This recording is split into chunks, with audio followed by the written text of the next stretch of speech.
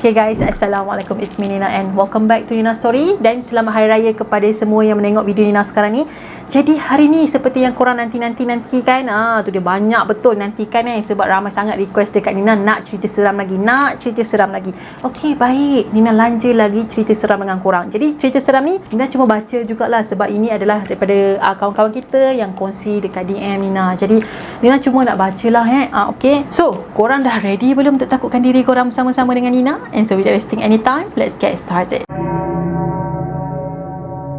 Untuk cerita yang pertama ni kan dikongsikan oleh Puteri Nur. Okey, masa tu kalau tak salah saya baru darjah 6 kot. Tok Wan saya dulu naik basikal je pergi mana-mana pun. Anak-anak nak beli motor tapi dia tak mau. Walaupun dah tua tapi 4-5 kali sehari ulang alik pergi kedai Tok Wan saya macam biasa je. Satu hari tu Tok Wan saya ni jatuh basikal, macam terleceh jatuh tepi rumput. Tapi nak jadi cerita, selepas jatuh tu dia stroke satu badan, tak boleh bergerak. Cuma bahagian sebelah kiri macam tu je boleh bergerak sikit. Pak Ngah saya ni ambil Tok Wan bawa tinggal rumah dia sebab senang nak jaga. Kebetulan saya pula memang suka tidur sana sebab sepupu semua sebaya sebab nak berkawan. Dipendekkan cerita, dalam seminggu 2 macam tu, malam-malam je Tok Wan saya ni suka macam merepek tengah-tengah malam. Cakap sorang-sorang, kadang sampai bercakap tu keluar bahasa Siam. Tiba-tiba satu malam tu dia mula tumbuk lantai. Tok Wan ni dia tidur atas tilam, tak ada katil. Dia tumbuk lantai simen tu macam orang normal yang sihat. Tapi berkali-kali dia tumbuk, dia pun tak rasa sakit, sedangkan lapik tika getah je. Pak Ngah saya macam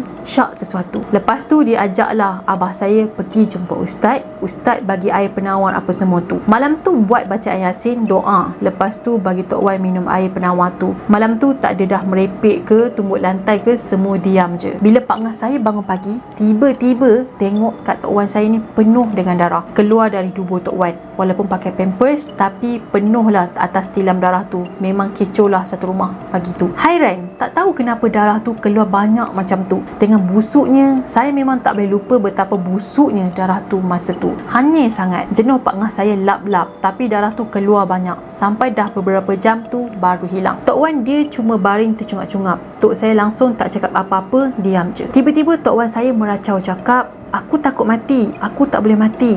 Ulang banyak kali. Lepas tu tercungap-cungap lagi. Lepas tu terus diam. Tok saya faham je apa yang jadi tu. Lepas tu Tok saya cakap, "Tok Wan hang lena je tu." Tok saya pun bangun sambil ambil bantal. Lepas tu sambung tidur. Semua orang terpinga-pinga. Lepas malam tu buat bacaan Yasin sekali lagi. Tok Wan saya dah mula tumbuk lantai lagi. Semua orang pun buat tak peduli je sebab masing-masing dah takut. Lepas selesai majlis tu, kami pun nak balik. Depan rumah Pak Ngah saya ada jiran Cina yang bela anjing. Masa kami nak keluar, anjing tu menyalak kuat gila. Abah dan mak saya pun naik hairan. Sebelum ni tak pernah pula. Lepas tu kami pun buat tak tahu je, baliklah rumah naik motor 3 beranak. Abah saya bawa, saya duduk tengah, mak saya di belakang. Masuk on the way tu kan, masuk jalan kampung, mula sekali masuk simpang tu, ada kawasan tu dipanggil Kampung Lama, tapak moyang kami juga. Tiba-tiba mak saya cakap, "Tu, ular tu." Saya dan ayah saya memang tak nampak apa-apa, tapi mak saya berkeras kata dia nampak ular. Sampai rumah saya, mak dan abah masuk tidur, saya tengok TV. Lepas tu tiba-tiba abah saya angkat mak saya keluar bilik dan mak saya dah kerasukan. Lepas tu kami call Pak Long dan Pak Long saya datang bawa bomoh. Bomoh tu cuba keluarkan benda tu dari badan mak saya tapi dia tak nak keluar. Antara dialog yang saya ingat, "Bomoh, siapa hantar hang mai? Jin tu. Ayah aku hantar." "Siapa ayah hang? Dari mana?" "Ayah aku sakit. Ayah aku dekat je." "Bomoh, balik kepada Tuan Hang." Sambil picit ibu jari kaki mak saya dengan paku panjang dan besar juga. Jin tu meraung kesakitan. Lepas tu cakap, "Ayah aku tak mau ambil aku balik. Ayah aku tak bagi aku balik." Lepas tu lama sangat tak keluar-keluar. Bomoh tu bincang dengan abah saya. Semua pun dah faham dari mana datang jin tu. Lepas bincang, dia pun buat keputusan nak bawa mak saya pergi rumah Pak Ngah saya. Masuk on the way tu, masa dekat nak sampai rumah Pak Ngah saya, mak saya cakap, "Tapi sebenarnya jin tu lah. Dekat dah dengan ayah. Ambillah aku balik ayah. Aku sakit ni." Lepas tu sampai rumah Pak Ngah saya tu, ayah saya merayulah dekat Tok Wan saya suruh ambil balik jin dia tu. Tok Wan saya buat tak tahu je. Lepas tu bila bomoh tu picit jari kaki mak saya dengan paku, jin tu mula mengerang kesakitan. Masa tu Tok Wan saya tumbuk lantai lagi. Kemudian mak saya pun pengsan, tak tak lama tu sedar. Lepas dari kejadian tu, bomoh tu cakap Tok Wan dan Tok saya ni ada saka. Tok Wan saya ada pendamping hantu raya dan jin tanah ada ditanam di belakang rumah Tok Wan saya dan ada di tiang seri rumah tu. Tok saya pula suka amalkan ilmu syirik, penaik seri atau susuk amalan muda, selalu lelaki tengok rasa suka dan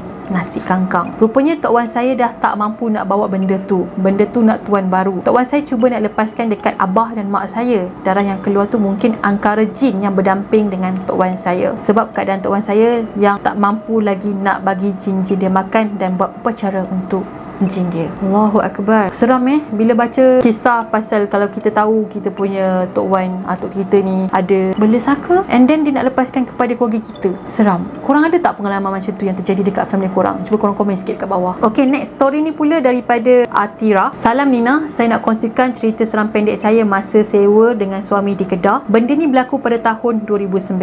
Masa tu saya awal menyewa dekat situ. Rumah tu dah kosong 2 bulan tak salah saya.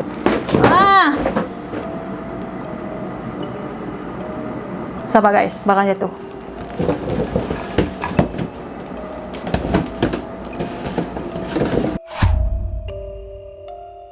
Kita sambung balik. Awal kami tinggal dekat situ okey, cuma masa tu saya dengan suami jarang ada di rumah sebab kami selalu kerja balik lewat. Satu pagi tu saya bangun seorang nak basuh baju, jemur baju. Suami saya tengah tidur dalam bilik. Pagi tu masa saya basuh baju, saya ada dengar suara budak bercakap dan gelak-gelak dekat dapur. Saya ingat suara tu dari tingkap 2, jadi saya macam tak fikir sangat. Suara tu lama, macam betul-betul sebelah saya. Sementara tunggu basuh baju tu, saya ambil baju kering dekat bilik ketiga rumah saya untuk lipat. Saya angkat baju bawa pergi ke bilik. Masa tengah jalan tu, TV saya betul-betul bertentang dengan dapur. Masa tu saya off TV, tapi kita still boleh nampak bayang-bayang dari dalam TV. Saya nampak ada budak lari belakang saya. Saya pusing, tak ada apa-apa. Saya ingat perasaan saya je. Lepas tu saya pun pergi ke bilik tu semula untuk ambil baju. Mata saya terpandang dekat TV tu je sebab nak tengok balik ada apa-apa tak. Saya nampak ada kelibat orang berdiri dekat dapur rumah saya. Masa tu saya terus nekat pergi depan-depan TV tu, tengok betul ke. Tengok-tengok ada 3 benda rambut panjang berdiri dekat dapur saya.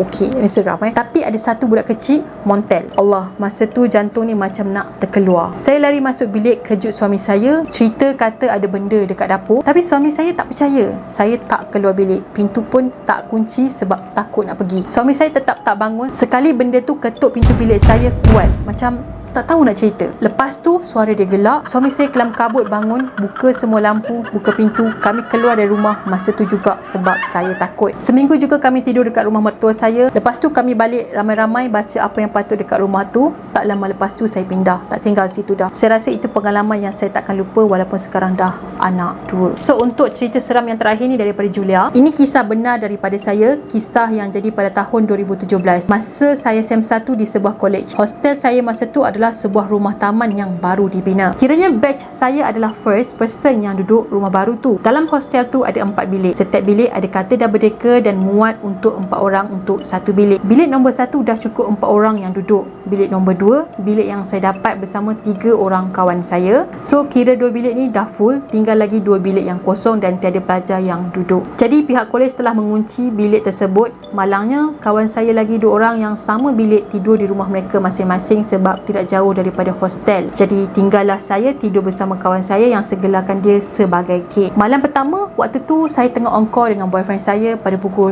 2 pagi untuk bincang pasal group activity. Masa tu kek dah pun tidur. Tiba-tiba ada ketukan yang saya rasa macam nak pecah gendang telinga. At that time, saya fikir mesti budak-budak bilik nombor 1 saja nak takut-takutkan. Dan saya pun bangun buka pintu dan terus cakap, korang ni. Tapi tak ada orang. Dan saya terus pergi ketuk bilik nombor 1 dan kawan saya yang N ni buka pintu. Saya tengok diorang semua dah tidur. Masa tu saya rasa macam pelik dah, but I ignore it. Lepas tu saya beritahu dekat boyfriend saya nak tidur dan dia pun cakap yang dia dah mengantuk. So kami decide nak sambung discuss pasal group activity esok pagi. Pukul 3 pagi saya dapat call dari boyfriend saya dan dengan keadaan mengantuknya saya jawab, yes, you nak apa ni? But tiada pun suara boyfriend saya. Banyak kali saya cakap hello, maybe dia tak dengar ke apa ke kan, but boyfriend saya tak sahut pun. So I fikir maybe dia tertekan kot, and I terus sambung tidur. Keesokan harinya saya tanya boyfriend saya, semalam kenapa call pukul 3 pagi? I tanya you tak jawab, you tertekan ke? Lepas tu boyfriend saya kata dia tak call pun, dan dia tengah charge handphone dia, so handphone dia tak ada pun dekat sebelah dia. So dia cakap tak mungkin dia tertekan. Dan saya fikir boyfriend saya saja nak bergurau, but dia tetap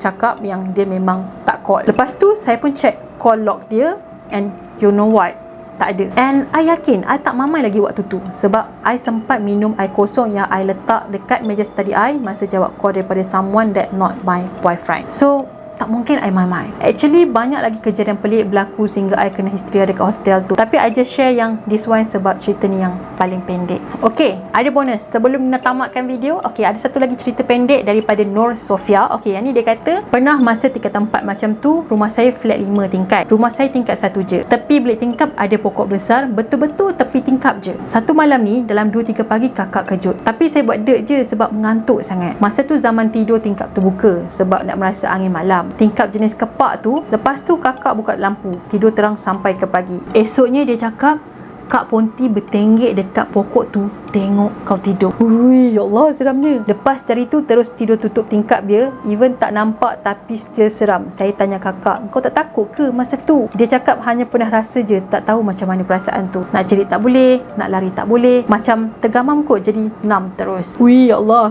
Jadi kepada korang yang suka tidur sampai tingkap yang terbuka, teropong luas ni, minta hati-hati. Mana tahu masa korang tengah tidur tak sedar tu ada sesuatu yang tengah berduduk dekat pokok tu, tengah memahati korang tidur macam tu. Seramnya.